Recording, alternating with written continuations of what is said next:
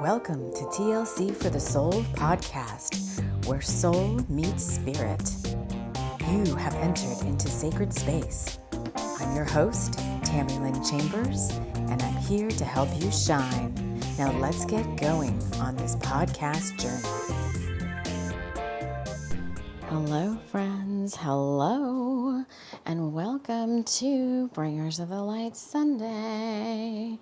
It's a nice, beautiful, early fall morning here at Mystic Gables as I just kind of putter around the studio in my yellow and gold t-shirt with my cup of chai, looking out the window to the Civic Center across the way where all the horses have gathered all weekend. If you're new here, welcome in, settle down, settle in, grab something to imbibe and see if you vibe with our tribe. For all my original OG TLC for the Soul friends and family who continue to return here year after year after year. Thank you for joining me here yet again. You are the heart of the TLC for the Soul Collective. And I'm honored to be doing this work with you. The week ahead comes out today and Bringers of the Light Sunday. I don't even know if I want to recap the past week. Let's just say the past week I would title it Vow Renewal, whatever that means to you. Many things came up last week as a result of what was going on in the astrology to determine whether you still wanted to be a part of those things or not. It came out in the Stallion Returns chapter, in the audiobook chapter 16. We're still working on the Stallion Returns as our audio book and healing book. Thank you for those of you who continue to listen to that and play along. For those of you that listen to Nyoka's song, oh my gosh, I just keep listening to it over and over and over again. If you're not familiar with that, that's a lot in last week's show. You can go back and we did a whole thing on my son and the song that he wrote and published on his YouTube channel. And for those of you that listened, and especially for those of you that made a comment, wanting to hear more and just very surprised by what you didn't, I guess you didn't expect what you heard, which was like, oh my gosh, I told you guys. It was like something just, I don't know. I listened to it all last week. I like cried every time I heard it because I was just like, it's not just the song, it's the story behind it. I think it's an amazing little song. And he did everything on the song. He wrote the song, he composed the music, he did all the background vocals and the vocals, and he produced all the music himself.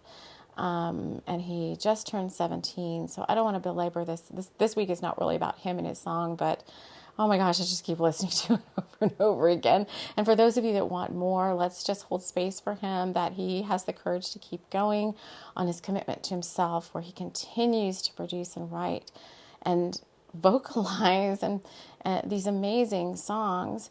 And, for anybody who wants to support someone, he did all of this music on his tablet. He really needs a laptop. He had a laptop and it broke, and it's just not in my budget right now to go get the laptop that he needs. So if you want to support a young aspiring artist, I do have a Ko-fi account. The link is in the show notes of every show, and we do have a goal set in that Ko-fi account for a new laptop for the both of us. But once he gets a hold of it, I probably won't, because he'll fill it up with all his music again. But he really needs the editing and the software, the music composition software and stuff that would only be available on a laptop. He has like all of his own external stuff, like his mixing boards and stuff, but they can only be used with a laptop. So everything he did was on his iPad. And in his comment when he dropped his song, he's like, "This is the best I could do with a tablet." So, for anybody that loved the song and wants to continue to see more of that, if you want to drop a little like love jar tip in his tip jar, that in the Ko-fi account, it's all going to go towards purchasing the laptop that he needs to continue on with his music career. So thank you so much for anybody that's interested in that. Now, with all of that being said, let's have a fun little romp into the week ahead together.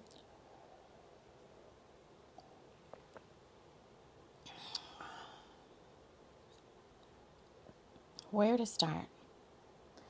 I started with a spirit guide for the week. So here's what we're going to do. If you're new here on Bringers of the Light Sundays, we always look at the energy of the week ahead via my channeled stories, which are all books, fiction and nonfiction books.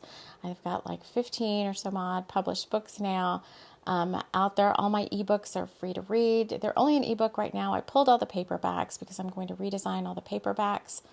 I pulled those from Amazon and Barnes and Nobles and unpublished them. But all my work comes via automatic writing, even though it may not seem so, even though you may be like, oh, this is just a story like anybody else's story. They're all written with deeper healing meanings and intentions. We use the books as healing workbooks here on Bringers of the Light Sunday. You can see how we do that. Also, as examples of that, I've got a whole audiobooks playlist on the homepage of my YouTube channel, and the audiobooks are all playlists in Spotify as well if you're listening on the podcast. Other places, other podcast providers, I think you have to search in the podcast for the word audiobook or workshop, and you would then find those there. I've got many healing workshops and experientials on TLC for the Soul, and we're coming to the end of our 6th year. In October, we'll be starting year number 7 of the podcast and my YouTube channel. And so I don't know what we have planned yet for October. We're still trying to get through. We're still here. It is September 1st. Here we are in September, the early autumnal season here in the Northern Hemisphere, early like spring for you in the Southern Hemisphere. And so we take the channeled writings of my books and we use those as divination tools to suss out. All my books are written with hidden magic and intention for healing, motivation, uplifting, empowerment. They're like, word Reiki, book Reiki. So what I did though for this week is I want to start with a spirit guide for the week from my Boxo spirit guides, the 30 plus spirit guides that I amassed back in, I don't even remember, 2013, 2014, 2015, by going to a particular Soul Sisters spirit guide auctions that she has on her Facebook page. And I amassed all these spirit guides who wanted to work with me through the spirit guide auctions. And so now we use them on the show. Some of them are just personal to me, but I went to the box this morning and I'm like, okay, who wants to come out for the week ahead? So we're going to look at who that is. I did pull some cards for the week, and the card deck that wanted to be used for this week ahead was the Lemurian Star Child. So I think there's uplifting energies coming in for this week ahead. I can tell you that the last week was not easy. Last week was a very challenging week. I don't know for you, maybe for you. For me, I mean, it just took all my warrior spirit to get through last week and come out, on top. And for those of you that have done the Kilimanjaro Ascension journey with me, it was a Kilimanjaro week last week where we were climbing the mountain yet again to higher levels of understanding and ascension. And thankfully, it's a journey that lasts like a week. Thankfully today we've reached the summit of Kilimanjaro, and now I can step away from that inner work because it was very, very mentally taxing and emotionally taxing. All right, spirit guide. And then we were going to read from a book that I started and never published. So, just like every artist that's out there, there's all this work, that some of it you're like, some of it goes somewhere, some of it doesn't go anywhere. And so we're going to read from a book that I started called The Violet Chronicles. And I used to do a page a day of that book over on Instagram. And then I don't know, for whatever reason, I just kind of lost momentum with that. And I just kind of stopped. And I know there were a few of you that listened that followed along with the page a day. And so if anybody's interested in something like that, I don't know how I would bring it back, but it was kind of fun. It was kind of suspenseful and exciting to do, maybe do short stories that way. Not maybe a novel, but to do some of the short stories like Hive Magic that way. I think that would be really fun. So let me just pull up. So the spirit guide of the week that came out was our Hawaiian gargoyle, Anu. His name is Ainu. So when these guides come out, they come out as a touchstone for me, for you. You can call on them. You can work with them. When they come out of the box, they're the ones that want to be worked with publicly. There's some that do not. There's some that are like, no, we're just yours. You don't share us with anybody else. And I'm like, yay. But others this Anu, the Hawaiian gargoyle, the mist vamp. I mean, the mist vamp has this whole a book just specifically about what happens when the mist vamp arrives in your world, and it's just like falling down the rabbit hole with the mist vamp. But let me pull up.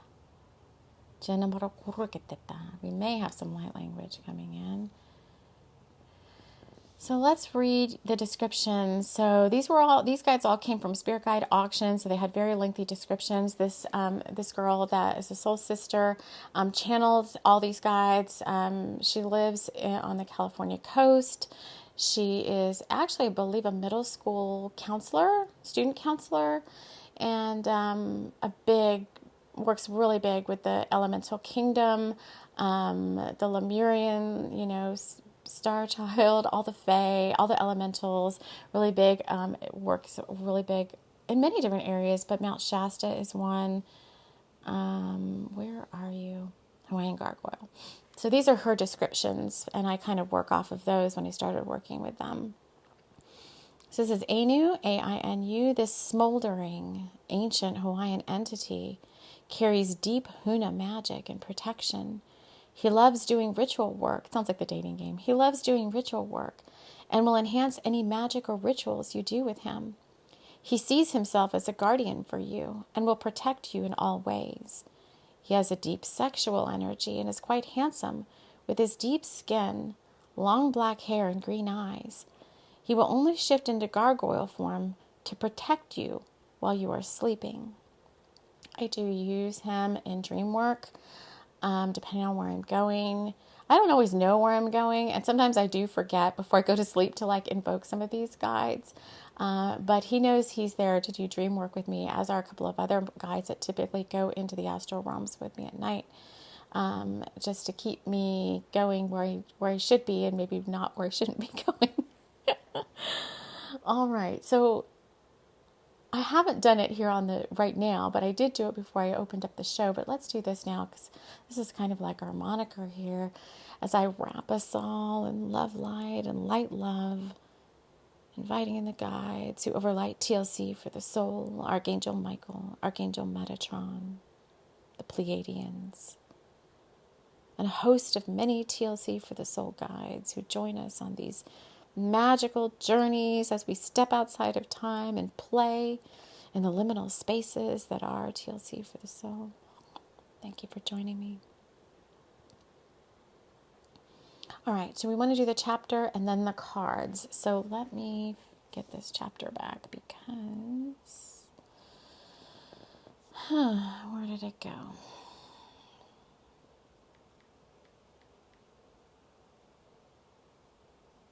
It's a book from so long ago that I do everything. I write all my books now in Google Keep, and I do the manuscripts in Apple's Pages.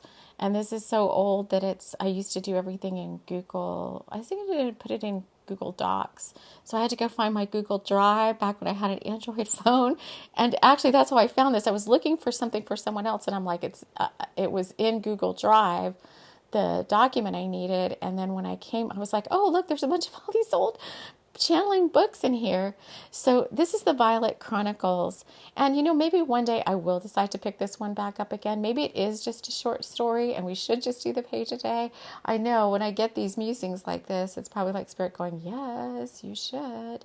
But here's the Violet Chronicles. And I did write at the very beginning, like, what is this book about?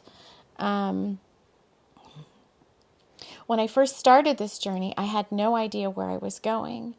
I started with a metaphorical knapsack and a dream. Where is this going, I wondered, and it wasn't long before I found out. You see, leaving on a journey, the traveler often has a map and a very detailed agenda. Well, there is no agenda for a trip that is going to take you to the brink of madness and back. And so I move forward unknowingly and unwittingly being led by something even greater than my highest self. I am led. I am safe. I am secure. What the heck was I thinking? I wandered onto this path. I wanted to know where Spirit is leading me. This has to get really exciting for you to continue writing.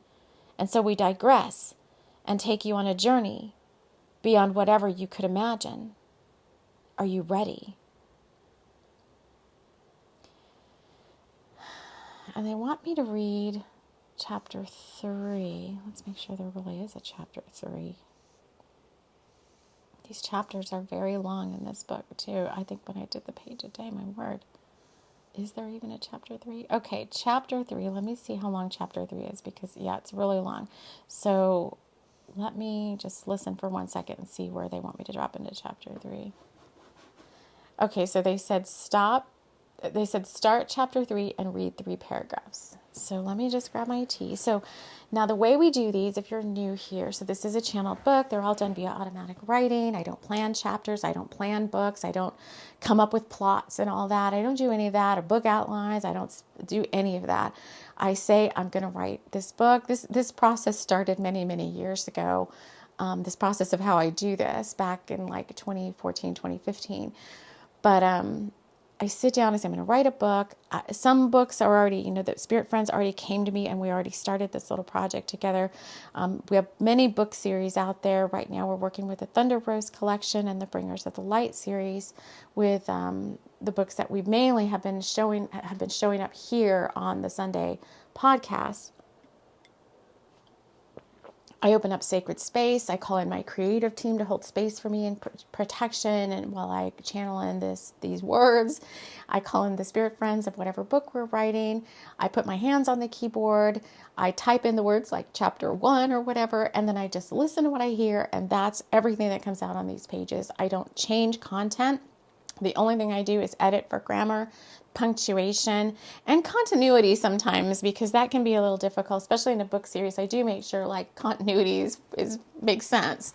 But beyond that, I don't change anything that comes out because I expect that with the intentions I've set for this book writing, that it's beyond just a fun, magical, mystical, fantastical story, that it also offers up, metaphors, healing, fun, adventure, magic, uplifting motivation for you on your journey. So that's all baked into these pages, and that's where we thus drop into these books.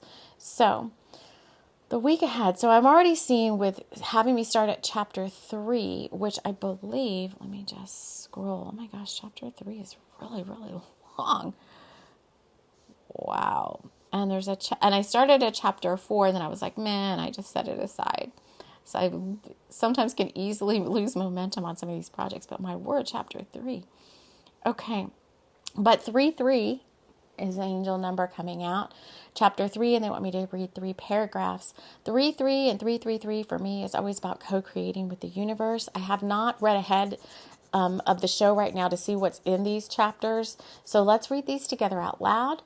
You can listen to this as just a fun little snippet of a story, or you can take that, you can dive deeper with your guides, pull out any metaphors or meanings that are meant for you right now, and as they pertain to the week ahead, we will then go through that and the cards here at the end.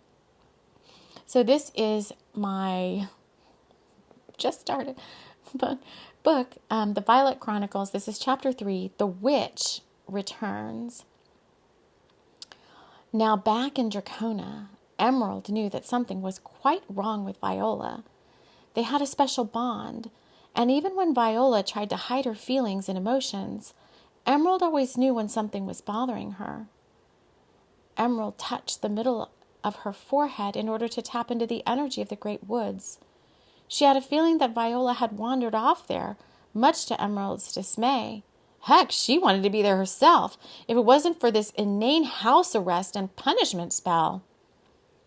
Emerald told herself that Entressa might be able to help if something was really wrong, but she would be damned if she would let a star mother steal her thunder.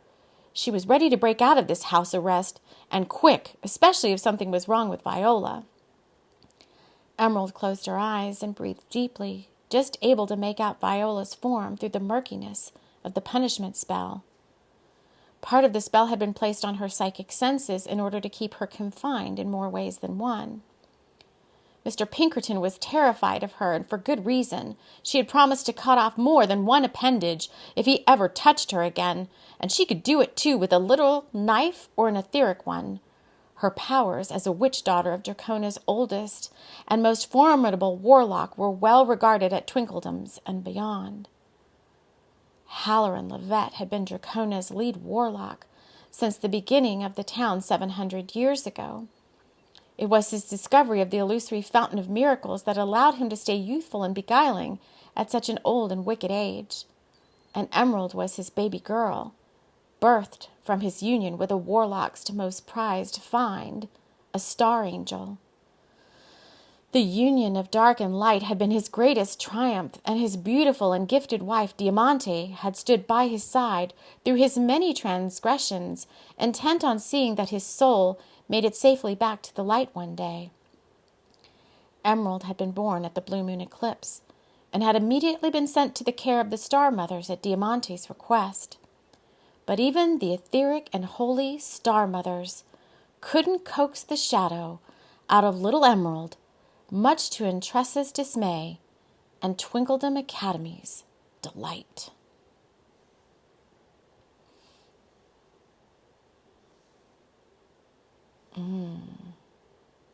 So, I don't know what I'm going to say what comes up for me initially is, what? Why did I stop writing this story? Because I remember it was just getting good too when I kind of was like, nah, and I just set it aside. So as I read it, I'm like, oh my gosh, I really want to go back here again and play with these characters. So there may be Mercury retrograde ended the other day. I think it was the 28th. It is in its shadow until September the 11th. But I feel us slowly being pulled out of the mire that was that Mercury retrograde. Oh my gosh. It was meant to have us review just the whole thing, the vow renewal. I think that whole vow renewal last week was what the end of Mercury retrograde was about. You know, after what you may have been pulled into in August through the retrograde, like, are you sure you want to do all these things? And, you know, for one of mine was a vow renewal, like recommitting to TLC for the soul. Like, okay, we're getting ready to start year number 7. You know, my guides keep telling me, just keep going, keep going. There's things you can't see that are happening. Just keep going. And so I just keep going. And I do understand that the work has varied meanings. It's not just about gaining followers and, you know, gaining income. There's some karmic debt being repaid off through TLC for the soul. So I do understand that, and I understand that, you know, just because we've been around 7 years and we have less than 300 people subscribe to the channel, you know, it's not lost on me, and I'm sure it's not lost on you either. So there's deeper things happening at TLC for the soul. So, you know, stick around, stick around for the magic. But I think things are coming back up again to be, you know, you renewed your love for your, let's look at some different ones that could be happening for you. So you renewed your love for your business. So now new projects are going to start coming in, new ideas, right? Yeah. I want to keep doing this service work. So now you're going to, the pump is going to be primed with all these. Well, you wanted to keep doing this work? Okay, well, here's a bunch of ideas to get you going, right? Here's a bunch of things to keep you motivated. When I read channelings like this, I get very motivated because I'm like, oh my God, I remember I used to love this story so much. I used to do the page a day and be like, oh, what's going to happen next? And, channel that. Usually I think the page a days we were doing like a paragraph or two at a time in the channelings. That's why maybe some of these chapters are so long.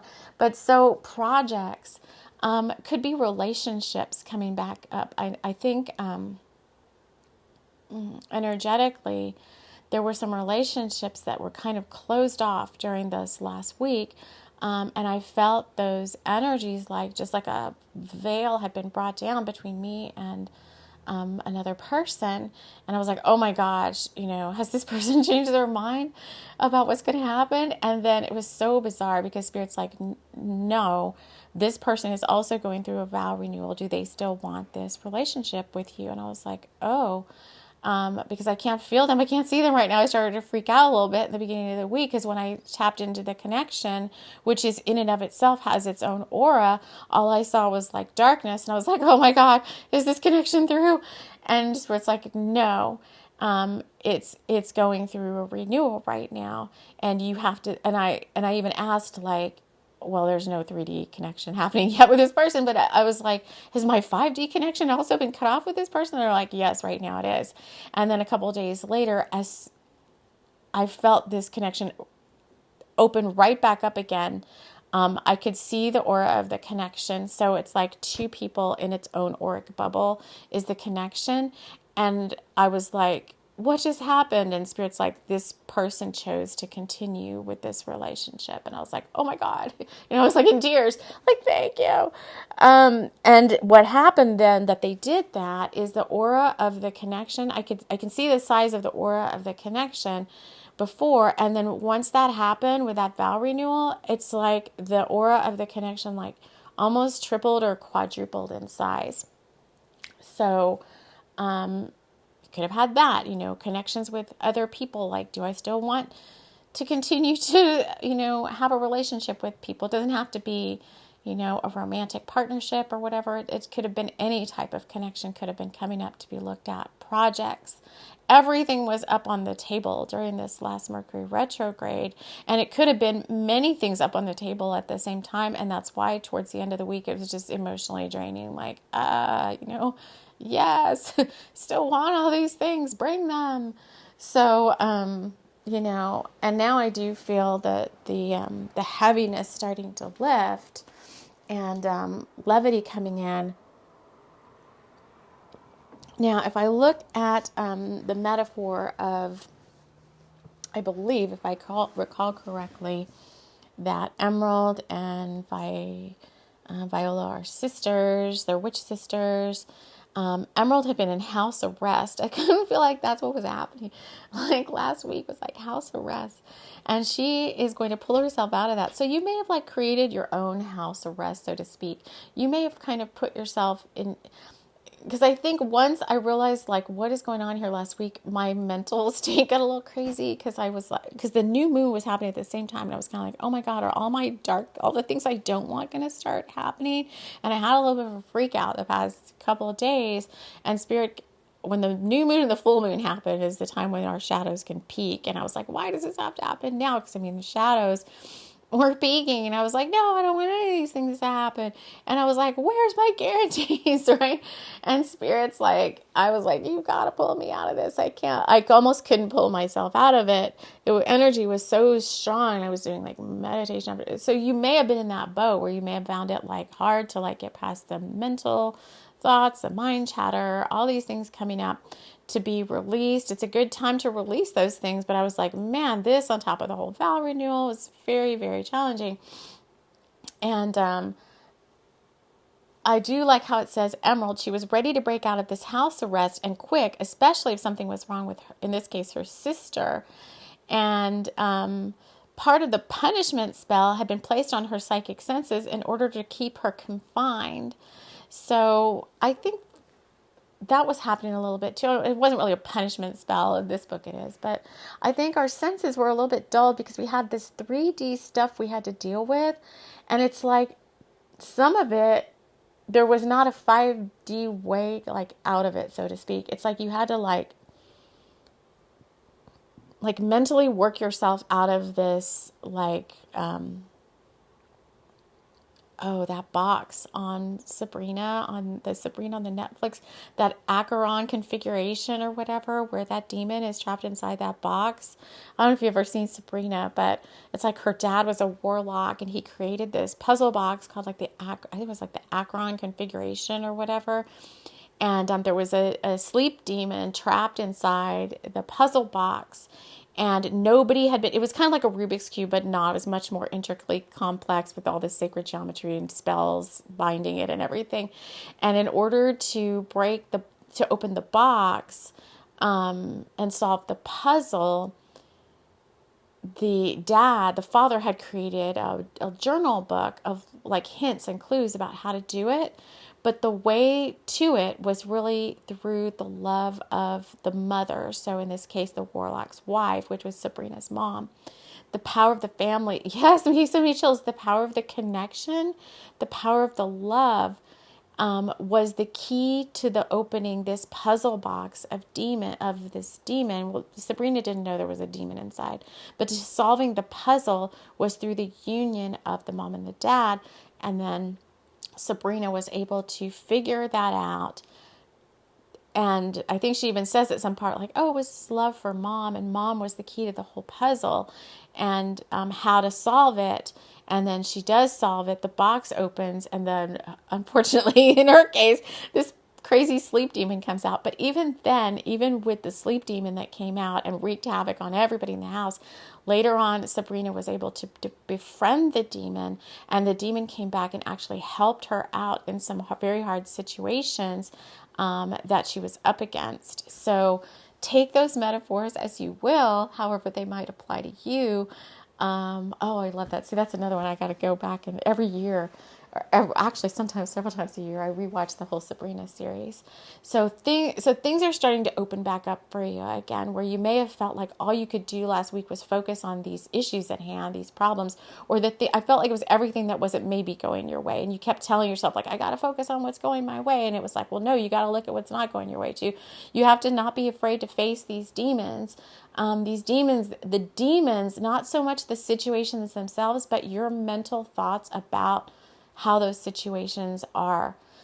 Am I trapped in this situation? Am I going to be here forever? This thing I want's never going to happen. Those were the demons that had to be conquered.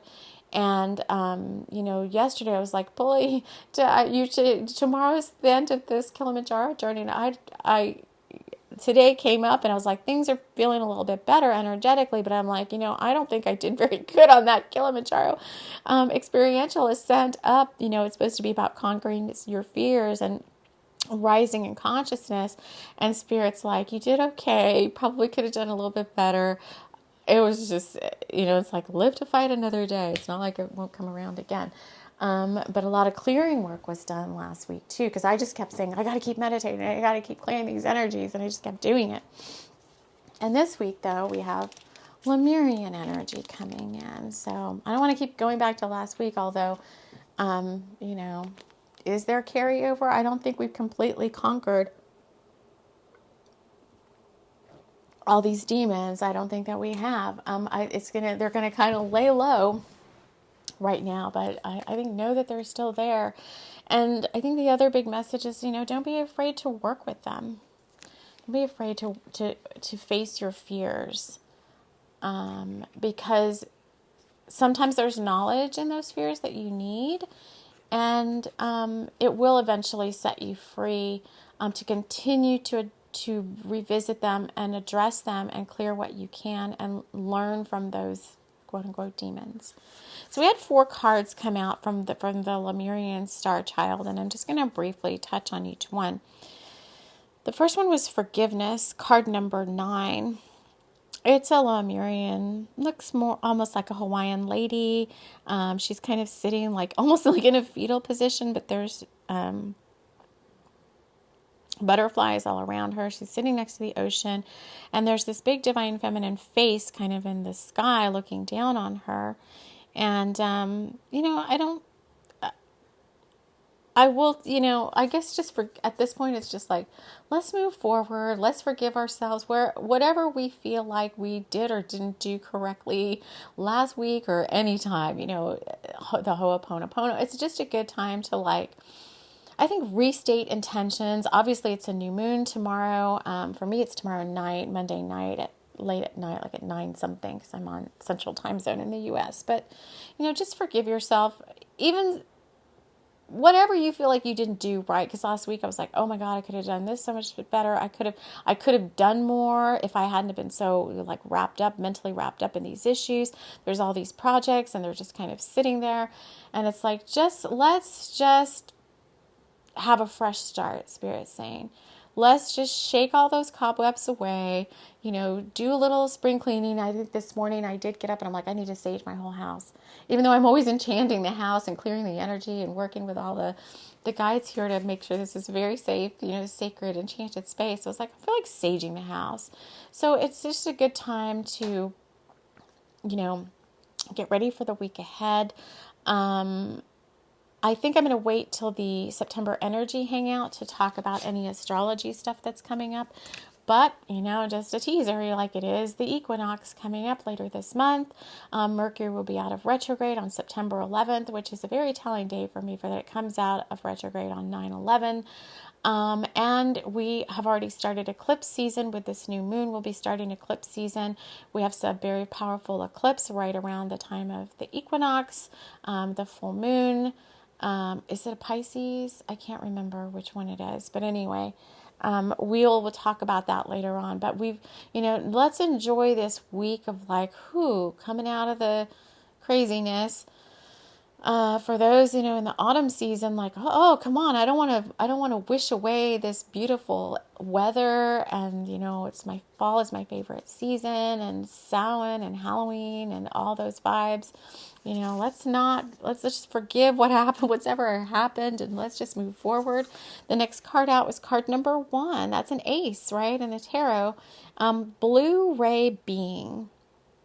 So blue ray being, there's a Metatron's cube in this card. There's a little blue being. The card's very blue with a lot of galactic and cosmic and starseed energy. A blue ray typically works under the tutelage of Archangel Michael, of the indigo, indigo zone. A blue ray being is here to be of service. That's you, that's me, that's all of us. That's our bringers of the light. I'm watching all these horses run around across the way in their little paddocks or whatever this is they do outdoors. They run around outdoors and they do little exercises, and then they go inside, and I don't know what they do in there. I think they're preparing for something. There's a lot of stuff that happens up there, 4-H stuff and rodeos and all sorts of things. And this weird little circus that my son and I went to one time. It was just the most bizarre circus ever. But blue ray being, and I think the thing too is you're not just here to be doing service work constantly. You're here to have fun. And I think last week what I did is I was exhausted, but I still pushed myself because I'm like, I can't think about these problems. I just have to do service work. I just have to keep going. I have to keep occupying myself. Otherwise, I'm going to drive myself crazy with these thoughts. And so I stayed busy day after day after day. I'm like, just help me tick off my list. I don't care. And so I was creating content. I was, writing, doing. And there were a couple of days where I'm like, oh my God, I'm so tired. I just want to take a nap in the afternoon. I'm like, no, I have to push through this. And I pushed through it. And it's like, no, whatever that was is over now. And yes, work on your service work, balance your household, whatever you need to do, make sure everything's taken care of in your household, your finances, your planning, your planner, your stocking up, like in my yard right now, I'm still clearing. There's been so much rain. Every time I clear a whole bunch of weeds out, more weeds show up. I don't use weed killer. I really want a weed burner. I think it'd be so fast. But, let's just take stock. But at the same time, let's give ourselves a break. Let's cut ourselves some slack. Let's just let ourselves have some fun. It doesn't always you can't be doing service work 24/7. And, I have a lot more responsibilities just than TLC for the soul. And so trying to balance, and Spirit just says that sometimes, it's like this from me, Tammy, to you all is an acknowledgement coming from Spirit and the guides that channel through me, like, you are doing more than enough and sometimes more than you need to do. You have a lot of heavy responsibilities and you're handling them like this cool bringer of the light that you are. But you have to also cut yourself some slack. Many of you are go-getters. Many of you have big ambitions and dreams, myself included, and I don't want to stop. I want to keep going, pushing, driving towards my dreams, driving towards these ambitions and goals. Some of us, no matter how old you are, could potentially only be halfway through our lives. I talked to somebody the other day. They just, I think they're in their early 60s, and he was kind of like, well, my life's almost over. And I was like, no, it's not almost over. What are you doing? And my son keeps saying, Mom, people are living into their early hundreds now. The longevity of the human race is extending. And I'm like, yes. So if you're 60 and you could potentially live into your hundreds, you have 40 more years of your life to go. You better get moving. You could still create, a lineage. You could still create legacy stuff for your family, for your work in the world. It's like, come on, don't give up now, no matter what your age is. And thankfully, I'm not there yet. I'm moving closer to that point. But I looked and I'm like, oh my God, I still could potentially have 50 more years of my life left. I better get moving on these things. I'm not going to sit back and relax just because, there's a wrinkle on my forehead or whatever. If I start thinking my life's over now and I'm ready to retire, I'm not ready to retire. But let's get off your bum. No matter how old you are, let's go. It's not too late to start. And Louise Hay always shows up when I say this, because Louise Hay, the founder of, she's coming in, of Hay House Publishing, did not even start her publishing company work. She didn't even start kicking off her whole big success until she was in her 60s. And she created Hay House. I don't know. I don't remember all the whole story. I'm sure it started with a dream and a plan, just like everything else. And Hay House is a major, source of spirituality based, publications and books and card decks and all sorts of stuff. And Louise lived, I think, until her 90s and was able to enjoy the fruits of her labor. She had 30 years left. If she had given up in her 60s, she would have just been sitting around doing nothing. She was able to create so much that's still benefiting people, and still is going strong as a legacy to all of the work that she did. And she herself had meditations and affirmations and books and all that. So come on now, it's never too late. And for those of you that are still in your young years, get moving, start looking at your goals and your dreams, start making a plan, start investing. The whole thing came up with tithing and healthy investing. Start preparing for your future and investing in yourself and investing in your business, and investing in whatever it is that becomes passive income for you later on in your life, so that you have more time to spend on all these amazing things, all this spiritual work. The next card that came out was number 6, Observe. It's an owl. It's just an owl with a really big heart, with a really big heart light. Now, I do see, though, that in this card, too, there's this little, this is kind of interesting. I've never noticed it before. The owl is sitting on a branch against, a night sky with all this, light language codes and stuff around it in the artwork. It's got super big eyes, of course, but there's, a rope ladder. It's not even a rope ladder. It's like a light language ladder leading up to this branch. And in the background could be a little mountaintop, could be Mount Shasta. Pay attention to what's around you, I would say. This upgrade, I do feel like, in addition to all the work we did last week on the valve, everything we've just talked about, there was a DNA upgrade happening at the same time. And ascension, I can still half hear out of my left ear. Ascension symptoms were also part of what happened last week. I still feel it in my head, the crown, the third eye opening up. That was just part of this channeling we just read. That emerald psychic senses were kind of what's the word? Throttled a little bit. Throttled in the sense of bandwidth being throttled, not beaten out of her, but throttled when bandwidth is throttled, if you use too much of your gigabytes, we're going to throttle down your bandwidth, like cell phone companies and stuff tend to do. I do feel like the spiritual, whatever makes up the psychic connection, not your spiritual connection to your source, but I feel like, maybe your third eye was shut down. That whole thing where I was the energy of the connection I was looking at just totally went gray, black, like a curtain had come down. I was like, oh my God, I can't feel this person anymore. I can't sense them. What the heck?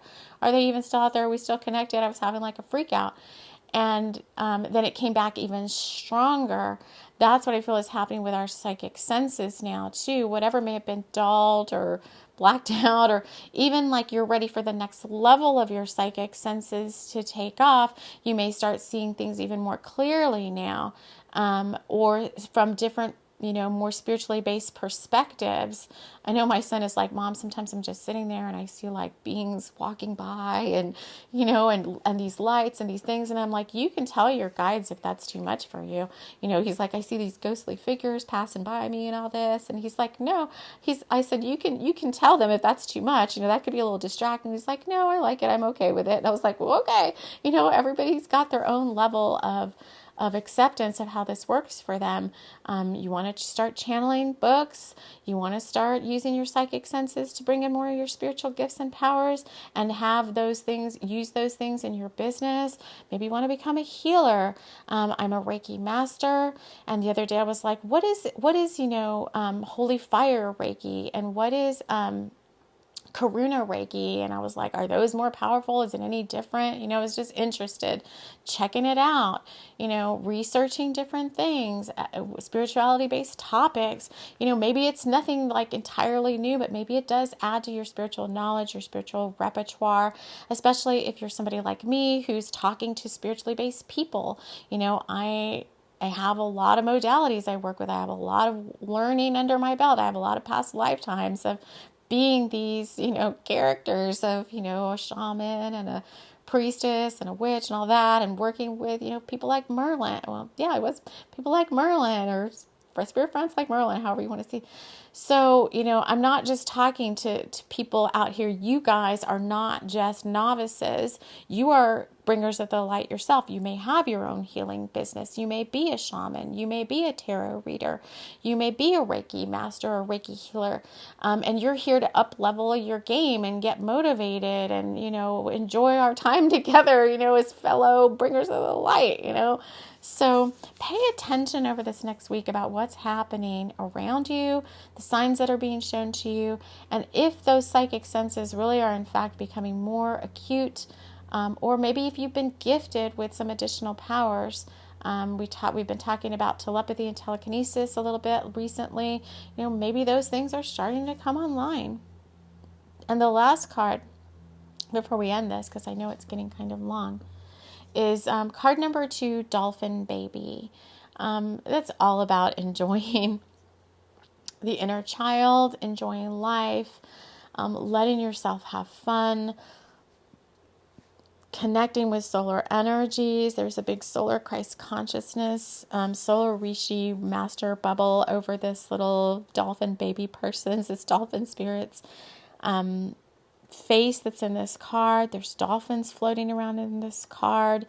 Dolphin baby, there have been a lot of things like about pregnancy. So if there's anybody that's expecting a baby or wanting a baby, pregnant with projects, now's the time to embark on those things.